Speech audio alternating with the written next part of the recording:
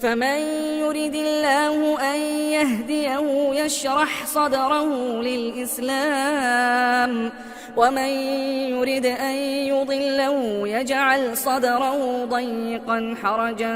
كأنما يصعد في السماء كذلك يجعل الله الرجس على الذين لا يؤمنون وهذا صراط ربك مستقيما قد فصلنا الآيات لقوم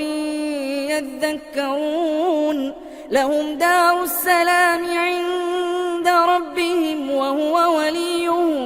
بما كانوا يعملون ويوم يحشرهم جميعا يا معشر الجن قد استكثرتم من الإنس وقال أولياؤهم من الإنس ربنا استمتع بعضنا ببعض وبلغنا أجلنا الذي أجلت لنا قال النار مثواكم خالدين فيها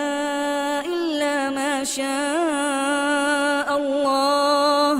إن ربك حكيم عليم وكذلك نولي بعض الظالمين بعضا بما كانوا يكسبون يا معشر الجن والإنس ألم يأتكم رسل منكم يقصون عليكم آياتي وينذرونكم لقاء يومكم هذا قالوا شهدنا على